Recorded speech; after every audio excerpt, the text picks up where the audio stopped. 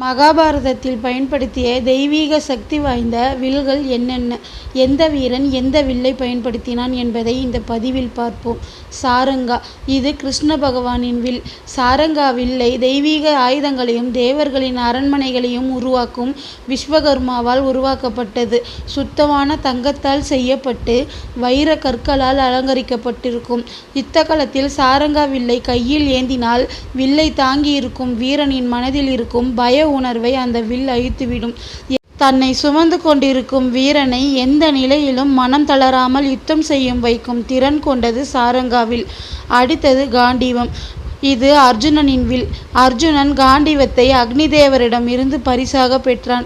காண்டவபிரசம் என்ற காடுகள் நிறைந்த பகுதியை துரியோதனன் பாண்டவர்களுக்கு தனி ராஜ்யமாக வைத்து கொள்ள சொல்லி கொடுத்த போது அர்ஜுனன் கிருஷ்ண பகவானின் உதவியுடன் காண்டவபிரசம் என்ற காட்டை எரித்து சாம்பலாக்கிய போது அக்னி தேவன் தன் தீரா பசியை தீர்த்து வைத்ததற்காக அர்ஜுனனுக்கு பரிசாக காண்டீவத்தை கொடுத்தார்.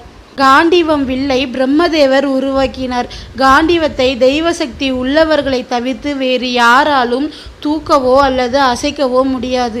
அர்ஜுனனுக்கு கிருஷ்ணரின் துணை இருந்ததால் அர்ஜுனனால் காண்டீவத்தை சுலபமாக தூக்கி கையாள முடிந்தது. அடுத்ததாக விஜயா. இது கர்ணனின் வில். இந்த வில்லும் தேவர்களின் கட்டிட கலைஞரான விஸ்வகர்மாவால் தான் உருவாக்கப்பட்டது. கர்ணன் விஜயா வில்லை பரசுராமரிடம் இருந்து பெற்றான். பரசுராமர் கர்ணனுக்கு சாபம் அளித்ததால் மனமுடைந்து தன் தரப்பு நியாயத்தை சொல்லிய கர்ணன் மீது பரிதாபம் கொண்டு ஆத்திரத்தில் தன்னிலை மறந்து சாபம் கொடுத்து விட்டோமே என்ற குற்ற உணர்ச்சியில் கர்ணனுக்கு விஜயா வில்லை கொடுத்தார். இந்த வில்லை ஏந்திய வீரன் தெய்வீக அம்புகளை செலுத்த தேவைப்படும் மந்திரத்தை மறந்தாலும் விஜயாவில் தன்னை சுமந்திருக்கும் வீரனுக்கு மந்திரத்தை நினைவுபடுத்தும். அதன் காரணமாகத்தான் பரசுராமர் கர்ணனுக்கு விஜயா வில்லை கொடுத்தார்.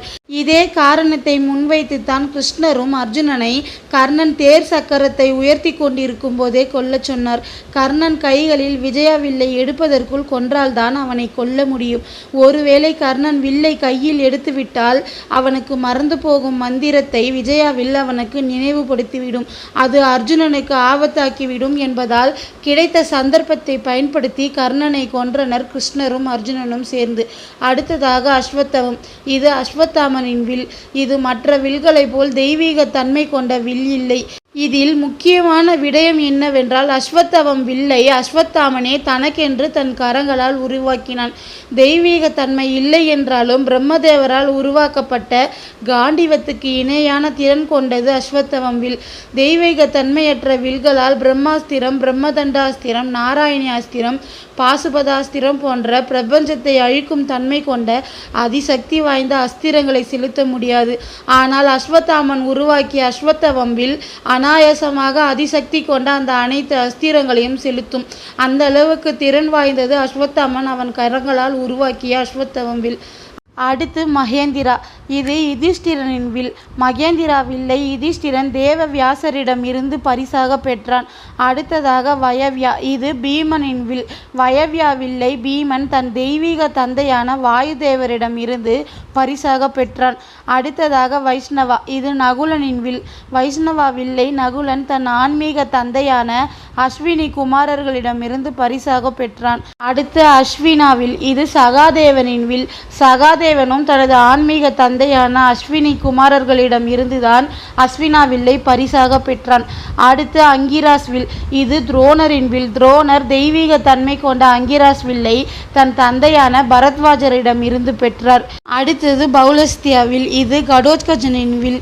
ராட்சசர்களுக்காகவே பிரத்யேகமாக உருவாக்கப்பட்டதுதான் பௌலஸ்தியா வில். இந்த வில்லானது பயங்கரமான அழிவை கொடுக்கும் திறனை படைத்தது. அடுத்ததாக உப பாண்டவர்களது வில். பிரதிவிந்தியா ருத்ரா என்ற வில்லும், சுதசோமா ஆக்னேயா என்ற வில்லும், ஸ்ருதகர்மா கௌவேரியா என்ற வில்லும், சதானிகா யம்யா என்ற வில்லும், ஸ்ருதசேனா கிரிசா என்ற வில்லையும் உப பாண்டவர்கள் ஐவரும் கொண்டிருந்தனர். அடுத்ததாக ரௌத்ராவில். அர்ஜுனனின் மகன் அபிமன்யுவின் வில் இது. அபிமன்யு ரௌத்ரா வில்லை தன் மூத்த தாய்மாமனான பலராமரிடம் இருந்து பரிசாக பெற்றிருந்தான். அடுத்ததாக கோதண்டன்.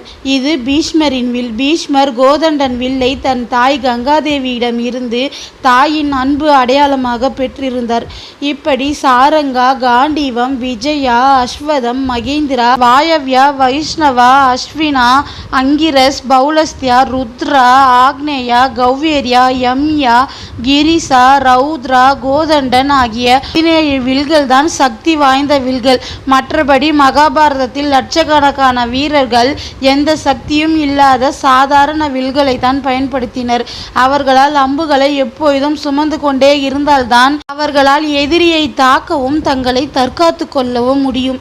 ஏனென்றால் சாதாரண வில்களை கொண்டு வெறுமென மந்திரத்தை சொல்லி அம்புகளை உருவாக்கவோ அல்லது தர்ப்பையை வைத்து அம்பாக மாற்றவோ முடியாது. போல சுவாரஸ்யமான தகவலை தெரிஞ்சுக்கணும்னு ஆசைப்பட்டீங்கன்னா என்னோட சேனலை சப்ஸ்கிரைப் பண்ணுங்க ஃப்ரெண்ட்ஸ்.